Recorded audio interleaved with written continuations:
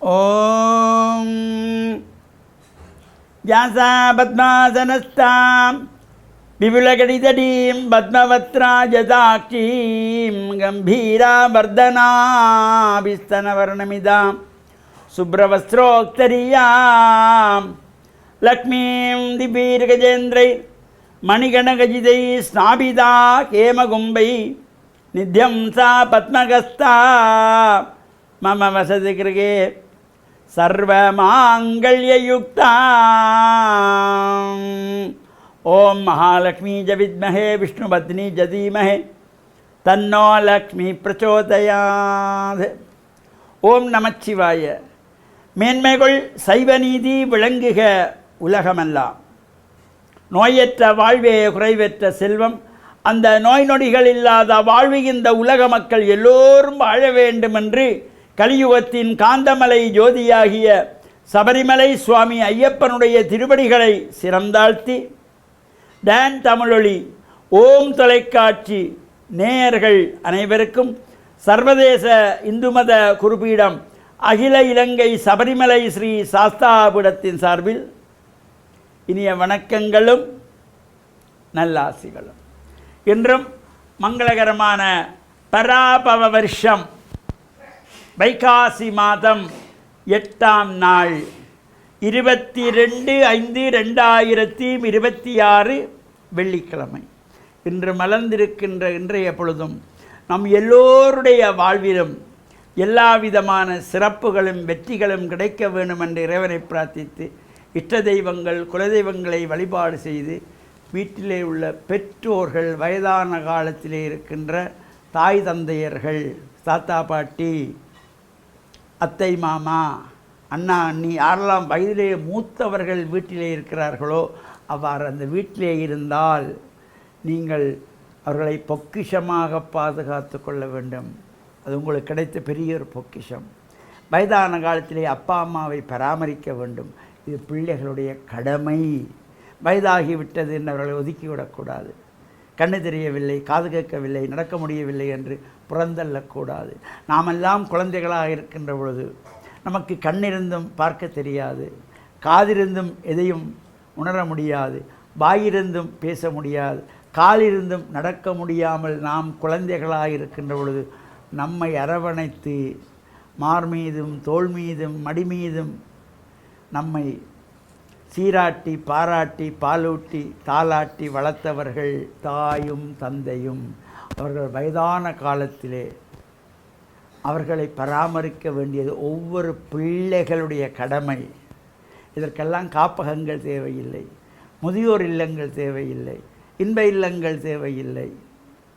எனவே பிள்ளைகளுடைய கடமை அது. நாம் கொண்டு போய் காப்பகத்திலே விடுறோம், ஒரு முதியோர் இல்லத்திலே கொண்டே விட்டு விடுகிறார்கள். அப்புறம் 2 மாதத்துக்கு ஒருக்கா 3 மாதத்துக்கு ஒருக்கா எட்டி பார்க்கறது.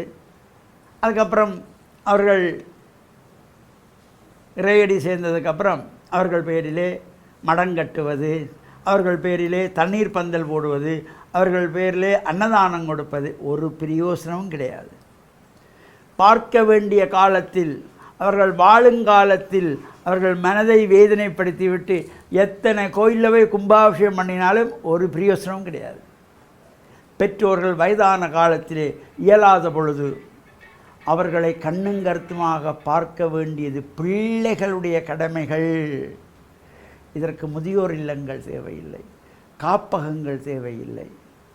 ஒவ்வொரு பிள்ளைகளும் தத்தம் பெற்றோரை பாதுகாத்து கொள்ள வேண்டும். நம்மை பெற்று வளர்த்து ஆளாக்கி உயர்ந்த நிலைக்கு வந்து இன்றைக்கு நல்ல இடத்திலே நாம் இருக்கிறோம் என்றால் அதற்கு மூல காரணம் பெற்றோர்கள். இப்பொழுது அவர்களுக்கு இயலவில்லை, அவர்களுக்கு வயசாகிவிட்டது என்றால் நாம் அவர்களை கண்ணுங்கருத்துமாக பார்க்க வேண்டும்.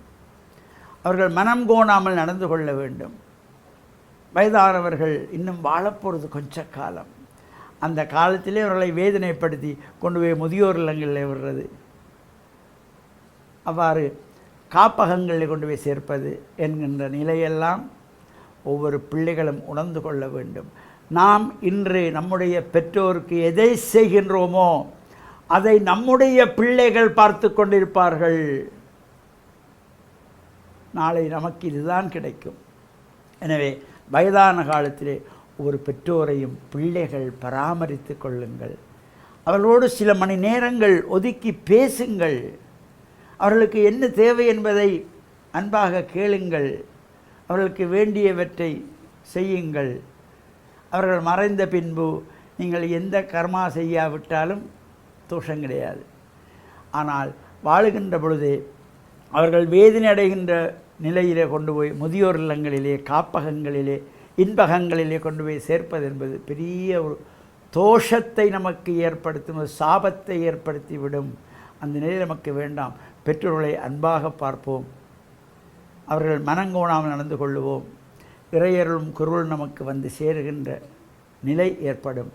இன்று வெள்ளிக்கிழமையிலே இறை வழிபாடுகளை நாம் செய்து பெற்றோர்களையும் பராமரித்து அவருடைய அன்பையும் ஆசையையும் பெறுகின்ற பொழுது எந்த நாளும் நமக்கு நல்ல நாள் என்ற நல்ல சிந்தனையோடு டான் தமிழொலி ஓம் தொலைக்காட்சி நேயர்கள் அனைவருக்கும் சர்வதேச இந்து மத குறிப்பீடம் அகில இலங்கை சபரிமலை ஸ்ரீ சாஸ்தாபுரத்தின் சார்பில் நல்ல ஆசிகளை கூறிக்கொள்வதில் மன மகிழ்வு கொள்கிறோம்.